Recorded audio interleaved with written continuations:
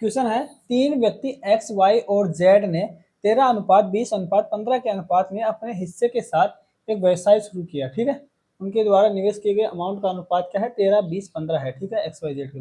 7 महीने बाद वाई ने अपना 33% हिस्सा वापस ले लिया। ठीक है, यानी कि 7 महीने तक तो वाई ने अपना पूरा 20 यूनिट रखा, लेकिन 7 महीने बाद उसने 33% निकाल लिया। ठीक है, और जबकि जेड ने वर्ष पूरा होने से पहले, यानी कि वर्ष पूरा होने की, यानी कि 1 वर्ष की बात हो रही है, 5 महीने पहले अपना 24% हिस्सा वापस ले लिया। यानी कि 7 महीने तो पूरा हिस्सा रखा, फिर लास्ट के 5 महीने उसमें से 24% यानी कि 76% हिस्सा रखा लास्ट के 5 महीने तक। ठीक है, यदि वर्ष के अंत में कुल लाभ 1,100 रुपये है, यदि वर्ष के अंत में कुल लाभ 1,100 रुपये है, तो लाभ में जेड का हिस्सा रुपए में ज्ञात कीजिए। ठीक है, देखो तीन व्यक्ति है एक्स वाई जेड, एक चीज जानते हैं अपन, amount into time, amount into time, amount है कि निवेश इंटू टाइम, यानी समय बराबर होता है प्रॉफिट के। ठीक है, अमाउंट इंटू टाइम इक्वल होता है प्रॉफिट के बराबर होता है, यानी कि निवेश की गई राशि और कितने समय के लिए निवेश की, उसका गुणनफल क्या होता है, प्रॉफिट के बराबर होता है। ठीक है, अपने को प्रॉफिट दे रखा है 16,100 रुपये। ठीक है, तो इसको इसे ये जो निवेश का अनुपात है इसे प्रॉफिट में बदलते हैं टाइम से गुणा करके। ठीक है,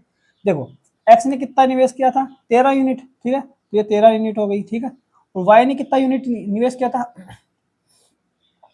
वाई ने निवेश किया था कितना, वाई ने निवेश किया था 20 यूनिट। ठीक है, तो ये 20 यूनिट आ गई। ठीक है, रेशियो में। और जेड ने निवेश किया था अपना, ये जेड ले लेते हैं, जेड ने निवेश किया था कितना, 15 यूनिट। ठीक है, ये 15 यूनिट हो गई, जेड ने 15 यूनिट निवेश किया था। थोड़ा सा इस तरफ लिख लेते हैं जेड को। ठीक है, एक्स ने, हाँ एक्स का कम ले लेते हैं, वाई ने किया था 20 यूनिट। ठीक है, और जेड ने किया था अपना 15 यूनिट। ठीक है, ये हो गया, ये निवेश का अनुपात है इनका। ठीक है, ये क्या है, इनका निवेश का अनुपात है। अब ये क्या बोल रहा है कि व्यवसाय शुरू किया, 7 महीने बाद वाई ने 33% हिस्सा वापस ले लिया, जबकि जेड ने वर्ष पूरा होने से 5 महीने पहले अपना 24% हिस्सा वापस ले लिया। वर्ष के अंत में कुल लाभ, यानी कि ये क्या हो रही है, एक वर्ष, एक साल की बात हो रही है, यानी कि एक वर्ष बराबर 12 महीने की बात, एक वर्ष बराबर 12 मंथ की बात हो रही है। ठीक है, 12 मंथ मतलब 12 महीने तक की बात है, सबने 12, ये टाइम है। ठीक है, टाइम क्या है, एक वर्ष बराबर 12 महीने है। ठीक है, सबने 12 महीने के लिए। अब देखो इसने क्या कर रखा है कि 7 महीने बाद वाई ने अपना 33% हिस्सा वापस ले लिया, पहले ये बोल रहा है, यानी कि 7 महीने तक तो वाई ने अपना 20 यूनिट जो वैल्यू है, निवेश है, उसे पूरा रखा, यानी कि अमाउंट 20 यूनिट है, 7 महीने तक इसने निवेश कर रखा था। ठीक है, इसके बाद क्या किया इसने, 7 महीने बाद क्या किया, वाई ने अपना 33% हिस्सा वापस ले लिया, तो 20 का 33% हिस्सा वापस ले लिया, मतलब कितने परसेंट रह गया, 20 का 33% हिस्सा अगर उसने वापस निकाल लिया, तो 100 में से 33 निकालेंगे तो 67%, यानी कि 67% हिस्सा, कितना हिस्सा, 67% हिस्सा, यानी कि ये निवेश रह गया। ठीक है, 7 महीने तक 20 यूनिट निवेश की वाई ने, फिर अमाउंट 20 यूनिट थी, into time is equal to, amount into time is equal to क्या था, प्रॉफिट होता है, ये तो गया 7 महीने का प्रॉफिट। ठीक है,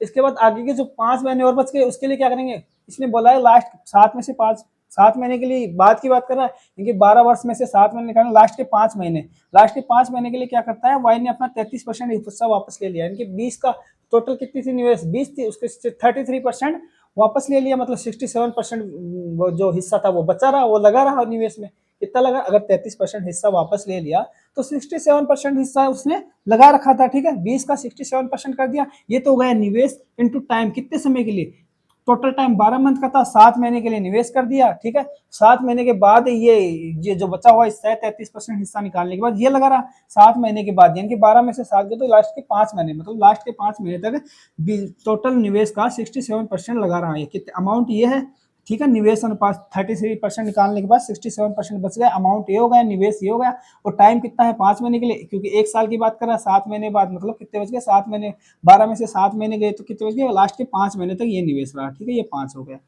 अब ये बोल रहा है जेड ने क्या किया, जबकि जेड ने वर्ष पूरा होने से, जेड ने, अब देखो ये एक साल की बात कर रहा है टोटल वर्ष के अंत में, तो इस ये एक्स ने तो कुछ निकाला नहीं, तो ये तो 12 महीने के लिए लगेगा। ठीक है, ये अमाउंट 13 थी और टाइम कितना है 12 महीने का, तो 12 से गुणा कर दिया। ठीक है, amount into time is equal to profit हो जाएगा एक्स के लिए, क्योंकि एक्स ने तो कोई हिस्सा निकाला नहीं था। अब देखो ये बोल रहा है जेड ने वर्ष के पूरा होने से 5 महीने पहले अपना 24% हिस्सा निकाल ले लिया, ठीक है। 24% कब निकाला?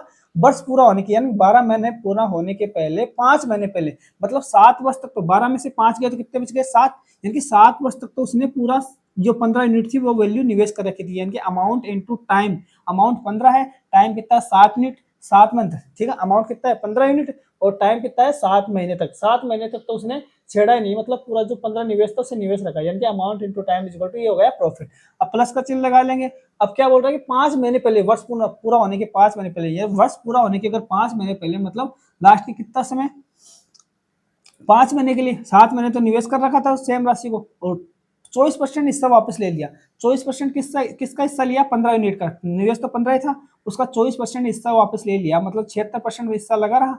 100 में से 24 अगर निकाल लेंगे तो कितना हिस्सा बचेगा? 76% हिस्सा बचेगा, यानी कि 15 का 76% हिस्सा ये निवेश बच गया। और कितने समय के लिए बचेगा? 7 महीने तक तो लगा रहा, लास्ट के 5 महीने पहले, मतलब 12 में से 5 गए तो 7 महीने के लिए तो ये निवेश रहा 15 यूनिट का। इस बार लास्ट के 5 महीने के लिए क्या निवेश रहा? 15 का 76% यानी 24% हिस्सा निकालने पर ये निवेश कितने महीने के लिए रहा? 5 महीने के लिए, 12 में से 5, ठीक है। लास्ट के 5 महीने के लिए बोल रहा है, तो ये amount into time is equal to होगा प्रॉफिट हो गया, ठीक है। ये प्रॉफिट का रेशियो आ गया अपने पास। अब इसको सोल्व कर लेते हैं। 12 को 13 से गुणा करते हैं तो कितना आता है? 156 आता है, ठीक है। 12 को 13 से गुणा करेंगे 156 आएगा। अब इसमें देखो, ये 20 और ये 20 पंजे 100 होता है। 100 की वैल्यू परसेंटेज से कट जाएगी, क्योंकि अपन जानते हैं 1% बराबर क्या होता है? 1/100 होता है, ठीक है। और 20 पंजे 100 होगा, 100 को परसेंटेज से काट देंगे, ठीक है। और ये कितना है? 20 7 दूनी 14, 140, ये कितनी आ गई? 140, और ये प्लस में कितना आ जाएगा? 67 आ गई, ठीक है। 67 को 140 से प्लस करेंगे तो कितना आ जाएगा? 207 ये आ गया, ठीक है, यूनिट। और ये देखो, इसमें देखो, इसका टुकड़ा कर लेते हैं 19 का। 19 का टुकड़े क्या कर सकते हैं? 19 गुणा 19 दूनी 38, 38 दूनी 76, ठीक है, कर सकते हैं। अब ये 5 और ये 2 मिलके क्या बना लेंगे? 10 बना लेंगे, ठीक है। और ये 2 ये 15 मिलके 30 बना लेंगे, ठीक है। और इन दो बिंदुओं से ये परसेंटेज कट जाएगा, ठीक है। इसका परसेंटेज कट जाएगा, या फिर ऐसे ले लो, यहाँ पे परसेंटेज मान लो ना, ये वाला परसेंटेज इन दो बिंदुओं से कट जाएगा। अब बच गया क्या? 19, ठीक है। बच गया क्या? बच गया क्या? 19 बच गया। 19 को 3 से गुना, 38 29 57, 19 दूनी 38, 29 57, ये 57 आ जाएगा। और 15 को 7 से गुणा करेंगे तो कितना आएगा? 105 आ जाएगा, ठीक है। इसकी वैल्यू 105 आ गई, और 19 38 29 57, ये 57 हो गया। इनको जोड़ेंगे तो कितना आ जाएगा? 5 5 10 2 12 को 80 लगी 1 5 1 6, और ये आ जाएगा 162, ठीक है। 162, ये क्या आ गया? प्रॉफिट का रेशियो होगा, क्योंकि amount into time is equal to profit होता है। यहाँ पे ये अमाउंट थी और टाइम ये था, यहाँ पे ये अमाउंट थी और ये टाइम, चाहिए टाइम, हाँ, अमाउंट इनटू टाइम, ये टाइम हो गया। यहाँ पे इतनी अमाउंट थी, ये टाइम हो गया, ठीक है। ये अमाउंट, टाइम, और ये टोटल अमाउंट थी और ये टाइम था, ठीक है। Amount into time is equal to profit होता है, तो ये अमाउंट को अपने प्रॉफिट में, रेशियो में बदल लिया, ठीक है। अब अपने को क्या दे रखा है? प्रॉफिट, कुल लाभ दे रखा है 16,100 दे रखा है, यानी कि इन तीनों का योग कर लेते हैं। देखो 7 2 9, 9 में 6 जोड़े तो 15, 15 को 500 हंसी लगी 1, ठीक है। 6 और 6 12, 12 को 2 को हंसी लगी 1 हो जाएगी, ठीक है। और 1 2 3 4 1 5, यानी 525 यूनिट। यहाँ से प्रॉफिट का रेशियो क्या है? 525, ये क्या है? प्रॉफिट का रेशियो है, ठीक है। ये प्रॉफिट का रेशियो था, ठीक है, क्योंकि amount into time is equal to profit होता है। अमाउंट का रेशियो अपने को दे रखा था, उसमें अमाउंट के रेशियो में अपने टाइम का गुणा कर दिया, तो प्रॉफिट का रेशियो आ गया। ये सारा प्रॉफिट का रेशियो है, ठीक है। 525 यूनिट की वैल्यू अपने पास कितनी आई है? यहाँ से इन तीनों को टोटल करेंगे तो ये टोटल लाभ हो गया। लाभ कितना दे रखा है? 16,100 दे रखा है, यानी कि 16,100 की वैल्यू ही ये है, ठीक है। अब अपने को क्या पूछा है इसमें? लाभ में जेड का हिस्सा पूछा है। जेड का हिस्सा कितना है? 162 यूनिट है, तो 162 यूनिट की वैल्यू कैसे निकालेंगे? 1 यूनिट की वैल्यू यहाँ से कितनी हो जाएगी? 1 यूनिट की वैल्यू हो जाएगी 161 00। 161 00 को अपन ऐसे लिख सकते हैं, 161 गुणा 100 लिख सकते हैं, बटे में क्या आ जाएगा? 525 आ जाएगा, ठीक है। यहाँ से अपने को 162 यूनिट की वैल्यू चाहिए, तो दोनों तरफ 162 से गुणा कर देंगे, दोनों तरफ 162 से मल्टीपल कर देंगे, ठीक है। 162 यूनिट की वैल्यू बराबर कितनी आ जाएगी? 162 यूनिट बराबर 161 गुणा 100 बटे 525 गुणा 162, कैंसिल कर लेते हैं। 25 से चला जाएगा, 25 चौक 100, 25 दूनी 50, और 25 दूनी 50 आ गया, 25 से कम 25 21 ही आ गया, ठीक है। ये 7 से चला जाएगा, 7 दूनी 14, 7 या 21, और 7 या 21, ये 3 से चला जाएगा, 3 पंजे 15, और 3 पंजो 15, 3 चौक 12, ठीक है, ये 54 आ गया। इन तीनों को मल्टीपल कर लेते हैं। 23 गुणा 4 गुणा और ये 54, इनको गुणा कर लें, या तो इनको गुणा कर ले या फिर डिजिटल सम कर ले। यानी कि ये क्या है? जेड 162 यूनिट क्या है? जेड का लाभ है, यानी कि जेड का लाभ है ये, ठीक है। जेड का लाभ कितना है, ये 162 यूनिट के बराबर होगा। इन तीनों को गुणा कर लेंगे तो अपना आंसर आ जाएगा। नहीं, डिजिटल सम निकाल लेते हैं। डिजिटल सम क्या होता है, अंकों का योग, ठीक है। डिजिटल सम क्या होगा, अंकों का योग होगा, ठीक है। तो डिजिटल सम क्या आएगा इस संख्या का, देखो 5 और 4 9, ठीक है, 9 होता है। और 9 का मल्टीपल अगर इसका योग 9 आ गया, और ये 4 है, ये 7 है, ये मल्टीपल में अगर किसी भी संख्या के गुणनफल में अगर 9 आ गया तो उसका डिजिटल सम, यानी कि इसके गुणा, इस पूरी संख्या के गुणा में 9 है, मतलब 7 गुणा 4 गुणा 9 है, तो 9 के मल्टीपल आ गया किसी संख्या के गुणज में, तो इसका मतलब उसका पूरा डिजिटल सम क्या होगा, 9 ही होगा, ठीक है। डिजिटल सम क्या होगा, 9 होगा। अब इस ऑप्शन में देख लेते कौन सी संख्या का डिजिटल सम है।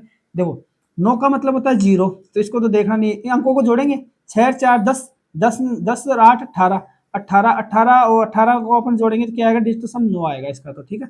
इसको जोड़ो, 6 3 9, 9 मतलब 0, यानी कि 5, 5 और ले लेंगे तो 5 प्लस करेंगे, यानी 5 आ गया इसका डिजिटल। 5 2 7, 7 और 5 12, 12 का 12 के अंकों का योग करेंगे तो 2 और 1 3 आ जाएगा, 3 आ गया। 8 8 में 16 आते 24, 24 के अंकों का योग जोड़ेंगे 6 आ जाएगा, 4 2 6, 6 में 4 जोड़ेंगे तो क्या आ जाएगा, 10, 10 के अंकों का योग 1 आ गया। Digital sum only A option का 9 आ रहा है, इसका मतलब ऑप्शन नंबर ए अपना आंसर हो जाएगा। तो वैसे गुणा करने चाहो तो गुणा भी कर सकते हैं। देखो 23 को 4 से गुणा कर लेते हैं, 23 दूनी 46, 33 गुणे 23 चौके 92 होते हैं, ठीक है। 23 चौके क्या होते हैं, 92 होते हैं, ठीक है। 92 हो गया इंटू 54, 92 को 54 से गुणा कर लो, 92 इंटू 54 करेंगे तो कितना आ जाएगा, 4 दूनी 8, 9 चौके 36, ठीक है। 4 दूनी 8 और 9 चौके 36 आ जाएगा। 5 दूनी 10 की बिंदु हाथ से लगी 1, 9 पंजे 45, 1 46, ठीक है। और 8 आ गया, 6 आ गया, 9 आ गया और 4 आ गया, 49 68 आंसर आ गया, ठीक है। यानी कि इसकी वैल्यू कितनी आ जाएगी, 4968, यह बराबर 4968 अपना आंसर आ जाएगा, जो कि ऑप्शन नंबर ए है, ठीक है।